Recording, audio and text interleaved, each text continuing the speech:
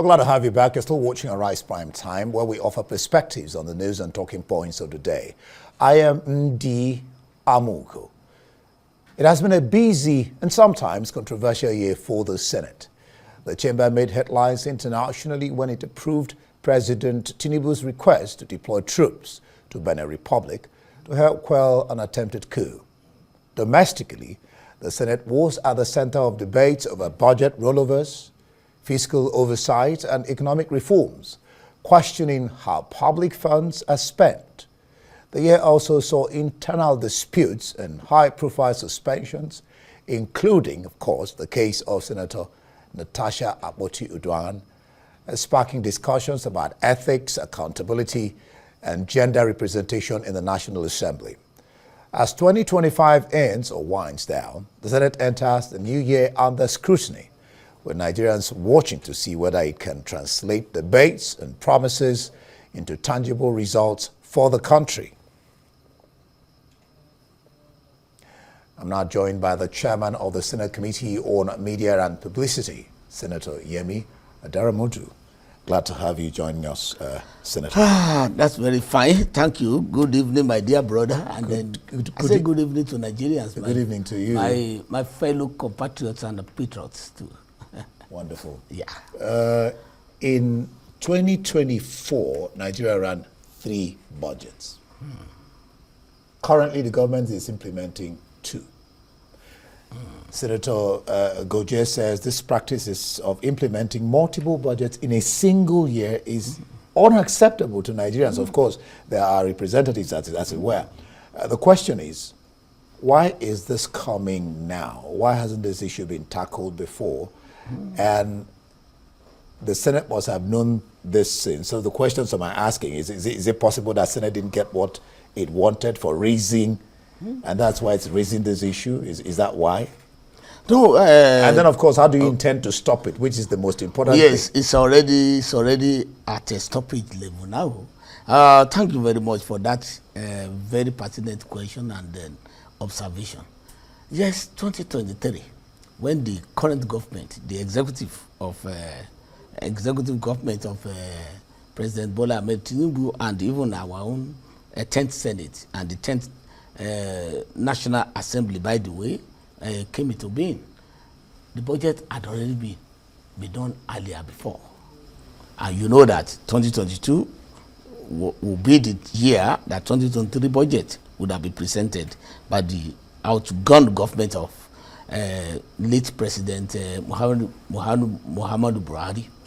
Then there were steps taken by the government of President Bola Ahmed Tinubu, like the first subsidy removal, the issue of Naira, bringing Naira and the dollar and the other foreign currencies to flex their muscles naturally and then appropriately, so that we can get where we are going by the value of Naira, which we call floating of the Naira. So definitely, there were hues and cries then. So there was a kind of another supplementary budget in order to take that one into consideration.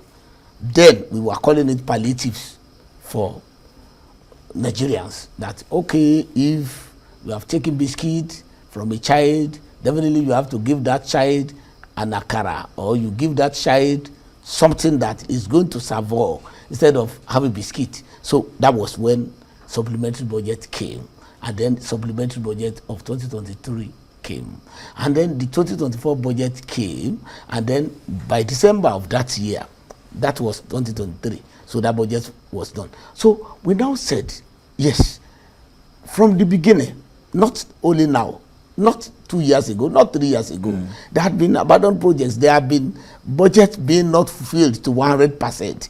We said, look, let us just make sure that we get out of this kind of fiscal conundrum, and then get a budget that can get us out of it. Then that was when we now said the supplementary, that of 2023, and the remaining of 2023 then and that of 2024 should run together, so that we will not have abandoned projects. Now, when it was running, when all those budget schemes were running together, so we now got to 2024. then definitely there is no way we would have just exited it just easily, just like that, without maybe having some leftovers. So, and then if we say that we want to have some leftovers, it means that when the year runs out fiscally, then that one connotes that whatever would have budgeted for, whatever would have been appropriated for in the previous year would end like that. Then it means that there will be abandoned projects and progress of government, apart from maybe the running cost and the overhead, which is about salaries and emoluments of staff, and then some running of ministries, departments and agencies of government. So we didn't want that one to happen. So that's why it dovetailed to the early days of 2025. Now, what we now decided is that we now told the executive that, look, that one will not happen. And the executive too realized that we just do not want that one to happen. So we are repealing any other budget, any other budget regime. Either it is 2024, it is 2025, if it is a leftover. We are repealing them. And we are now enacting a budget that is going to encapsule, and then that is going to bring together all those leftovers together with the current budget that we are running, which we have not ended, because we will exit the 2025 budget. We are supposed to exit the 2025 budget December 31, 2025. Though there's a leeway according to fiscal calculation and fiscal law that a previous year's budget can still run for the first quarter of the succeeding year, meaning that 2025 budget can still run up to the end of March of 2026. So we now said, okay, let us just pull everything together now, repeal and reenact. So when we repeal that no other budgets that had been subsisting, which we have been running together with those budgets that enter into themselves, that will just be entertained anymore. Now, and we are now enacting that those components, especially the capital, which have not been fulfilled in 2025, should be put together, that between now and 2026 March, that's March end, the 31st of March, that we would just exit that. So the fresh budget of 2026 will take effect, and then we will not go back to that kind of relapsing fiscal fever anymore. So that's where we are. So what you're saying eventually is that 2025 is still going to find its way into 2026. Yes, it will still. Why it will is because 2024 was a loaded year.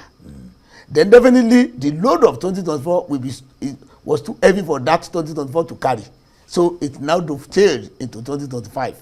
And then once it is fiscal planning, especially the capital components of fiscal planning, there's no way, because if you want to provide infrastructure, when you are building a road and you get to 3/4 of that road building, or half of that, 50% of that road building, and you say that, oh, that budget has lapsed, and that will be the end of it, then it becomes an abandoned project. Now, budget. So because of that, that's why we reenacted after repealing that we want to give life to the area which is the capital component of that budget. But anything about running grants, about overhead, is already dead. Gone. Now, budgets are supposed to be an idea of what the government is supposed to spend money on and all that. Over time, some Nigerians have criticized the budgeting.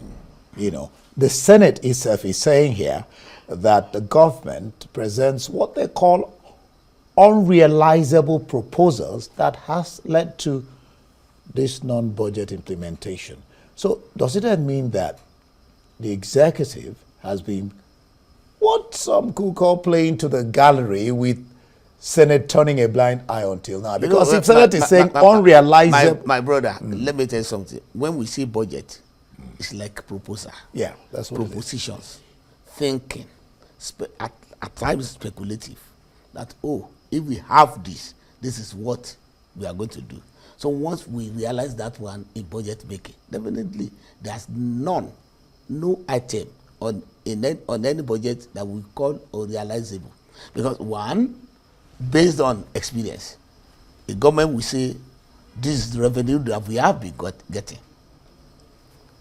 for the federation, and then because of that we are proposing that we are going to build social road, we are going to do social rail, we are going to bring light electrification of social area, we are going to do social hospital, we are going to do social schools. Then definitely that is proposal based on experience, and that they are expected to improve on what happened the previous year. So definitely that is a budget. That is what we call by budgeting. And then even market. So you're saying even in the National Assembly, we always ask before a new fiscal year is taken off. Yeah. What happened last year? That yes, we budgeted 2 naira, but we realized only 1 naira 20 kobo. So the 1 naira 20 kobo, how did we spend it? How do we expect it? Okay, this year, what do we think we can get because of our experience of last year? Then we will now say, bearing all odds, that this year, instead of realizing 1 naira 20 kobo, we are going to realize 1 naira 50 kobo. Then we now up it by another maybe 30 kobo extra. So circumstantially, at times, you might even go back, even from that 1 naira 20 kobo to 1 naira 10 kobo. So that's why at times it will seem as if something is unrealizable in proposing. Yeah. So it is not that, it is deliberate. It is not deliberate. It's about circumstances. For example, 2020, 2021, nobody knew that there would be COVID. All over the world, globally, it came, and then it impacted negatively on the global economy. And then definitely, Nigeria is not an island. It affected Nigeria. Then, beyond getting out of that, Ukraine, Russia war started, and then the major mainstay of Nigeria economy was affected. So in oil, other words, is oil. Then definitely it's going to impact either negatively or positively on it. So definitely, so that's why we will not say that it's speculative, not serious to that level that is not realizable. So we will speculate, and we will continue to speculate. America will continue to speculate. Britain will continue to speculate, and then they will now work to, because budget is like working to an answer. Yeah, that's it. All right. Let's move away a little bit from the budget, so because before it eats all our time. Yes. Are you in any way, Senator, or form perturbed about dangers of, we're talking politics now, of multi-party democracy? The opposition that says there's a threat. That's the way they put it, to multi-party democracy. I'm asking because... oh, yeah? Yeah. Yes, I'm asking because, correct me if I am wrong or not. Oh, yeah? Nigeria has never had it this loud and noisy, defections especially to the ruling party. Look, it's never been this loud and noisy. Look, let me tell you something, my brother. Our party, that is my own party. APC, All Progressives Congress. That was the time we were in the opposition. Yeah. I started with APC from AD, ACN, then to APC. And here we are. We stayed under our present leader. That is President Bola Ahmed Tinubu. There was a time our party AD then had 6 states, controlling 6 states in the southwest. It remained only 1 at the end of the day. When the onslaught of PDP came, then President Tinubu stood and then told us that yes, we are progressives. We cannot move to the conservatives. We cannot move to the modern day political turncoats, and we stayed. And here we are. Now, in Nigeria and anywhere in the world, even outside the world, even in heaven or hell, you choose where you want to go. If you want to go to hell, you choose it. If you want to go to heaven, you choose it. So you cannot tell somebody who knows that, oh, this is the progressive party, that is APC, that is progressively, and they want to come into it, and now we, and especially myself, as a progressive, we now say that no, you cannot be converted, that you cannot just come. Because number one is this, let me tell you something. In the history of Nigeria, political parties, as far as I know, even governance, there had never been a government manned by people that they can even recover as much as the APC government under President Bola Ahmed Tinubu has recovered, especially economically.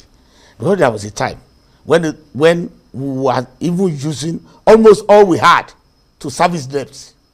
There was a time that in Nigeria that even our borrowings, even from CBN, was more than 30 trillion naira. But today, now Nigeria is still borrowing. No, we are no more borrowing. And the economy is still not on a sound footing. Let me tell you something. Let me give you a just very simple analysis.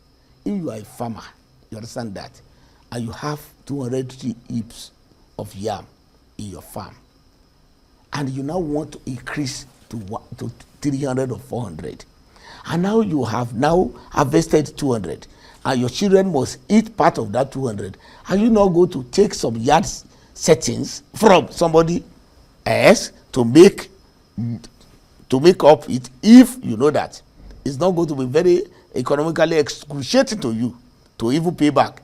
And now, is there any country in the world that does not go to that borrowing market to take some facilities?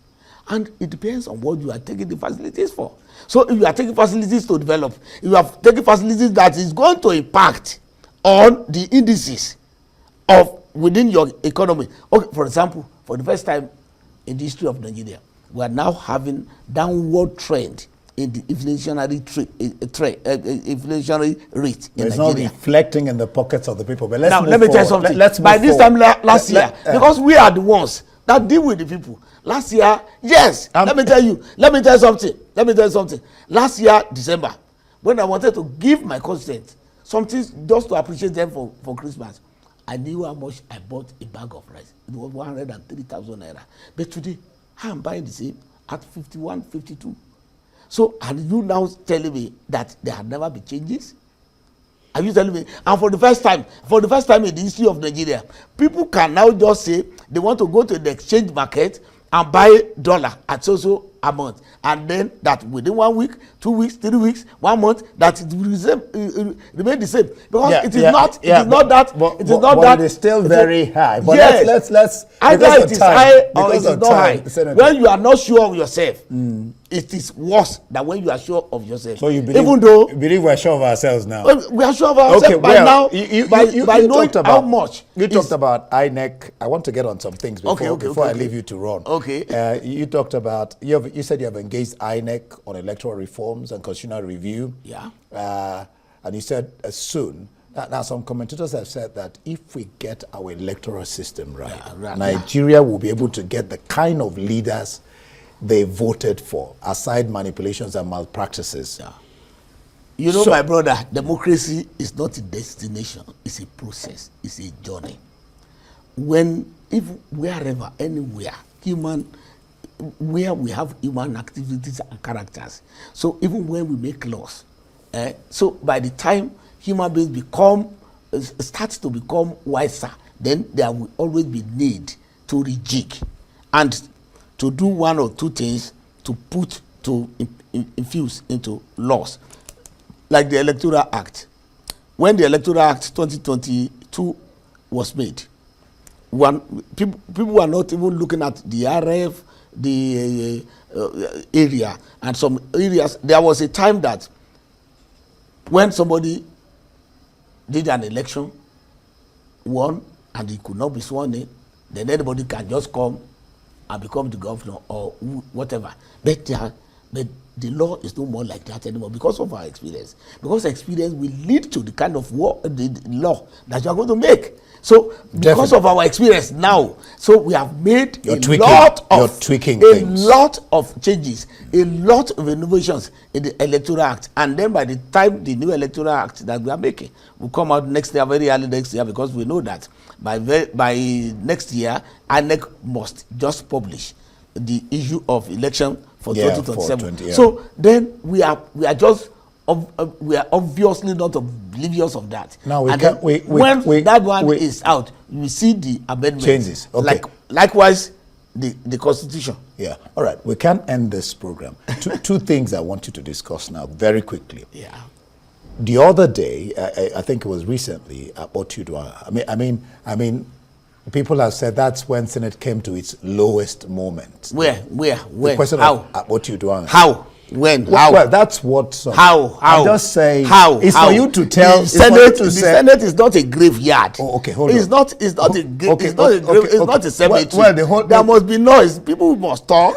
So we have characters. It depends on the kind of characters. It depends on the kind of noise. Okay, but hold on. Which noise are you expecting? Which noise are you expecting? Okay, what I'm even. So journalists must not expect a particular noise. The noise that you will expect in media is very different from the noise we expect in the motor park, and then it's very different from the Senate. Noise we expect. What I'm actually. So in the Senate, you must expect the discordant noises. Ideas. What I'm even asking, why I'm even going to the fact that she recently invited the president of the Senate and then colleagues like you to a commissioning in Kogi State. Should Nigerians say that you've shit? Look, my brother, it depends. But there are still cases in court. It depends because about a few days ago, I went to my constituency to commission projects.